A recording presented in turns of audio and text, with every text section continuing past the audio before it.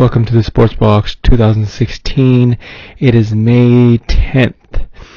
And yes, it is true. He is back. That's right. Steph Curry is back with a vengeance. Came back yesterday night against the Portland Trail Blazers in Game 4 in Portland, where they won 132 to 125. Steph Curry, he missed his first 3-pointers, 9 of them, 9 3-pointers, but he managed to score 17 points with a vengeance in overtime to help the Golden State Warriors take a commanding 3-1 lead in the Western Semi-Conference Finals. So they are headed back to Golden State where they can wrap this thing up.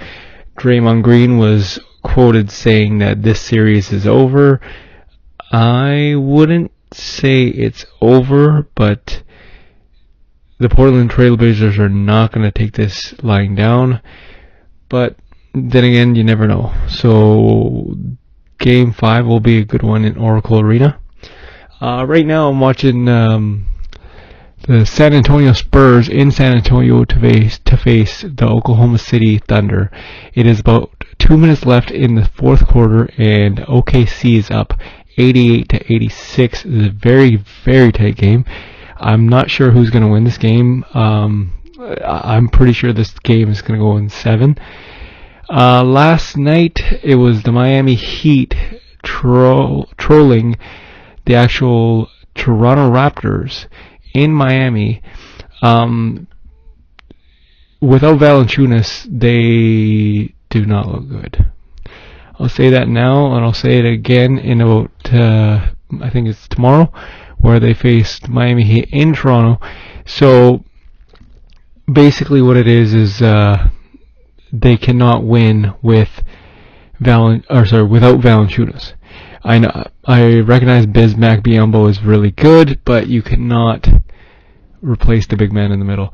Even though Hassan Whiteside is out for the series, I believe, because he will not be traveling to Toronto.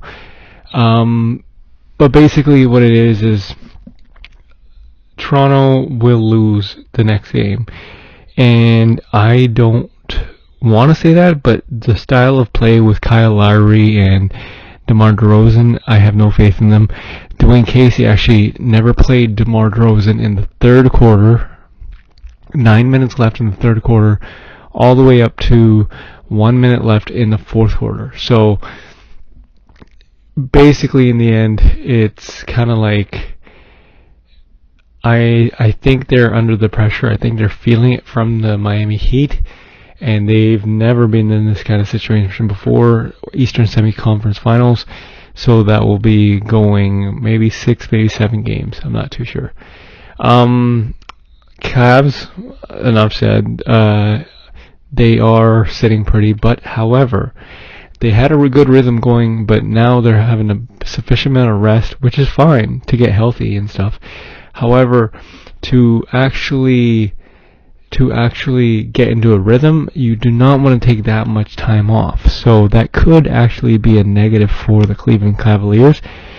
Other than that, it is the OKC Thunder and the San Antonio Spurs tied at 90 with 1 minute to go. This is one hell of a game. Danny Green is just on fire right now. However, KD and Russell Westbrook are just phenomenal. They are going back and back and back, and they keep putting San Antonio on their backs. At the end of the day, I'm pretty sure that OKC might take this game in San Antonio, might take a road game, and they could possibly win this series. I'm very shocked. I'm very shocked to say that as well. KD is just putting on a clinic right now. What are my thoughts on the coach scene? The coach scene in Sacramento, they hired David Joger. Memphis Grizzlies are looking at Frank Vogel, which brings me to the New York Knicks. With the New York Knicks, Phil Jackson coming off vacation. He contacted Frank Vogel, but that's about it. Will I think that he would want to hire Frank Vogel? I am not sure, because it does not seem that he is pushing for it. I think he's pushing for a Kurt Rambis. I don't know why, but then again, stranger things might have happened. Like, you never know. This could be behind closed scenes. He might hire David Blatt. I have no idea, but right now all signs are pointing towards Kurt Rambis. I don't know why, but that's just the way the cookie crumbles. Other than that, some other news on the draft. Lakers have a 55% chance of keeping their top 3 pick, which is really good on my end because I love the Lakers. I would love to see them trade that pick and get another. That Paul George trade seemed very good to me. Paul George for D'Angelo Russell and the top 3 pick. So I'm thinking that Larry Bird will want to pull that off because Indiana's not going anywhere anytime soon. Paul George is a legitimate superstar, but the Indiana Pacers have come so close in the last 3-4 years, but this past year it's just plummeted with injuries and not enough talent. I really don't see them going anywhere, so maybe that's why Larry Bird decided to fire Frank Vogel, and you never know. They could just end up trading Paul George. You never know. Other than that, that's all about the time that we have. It is 92 OKC 91. 42.3 seconds left.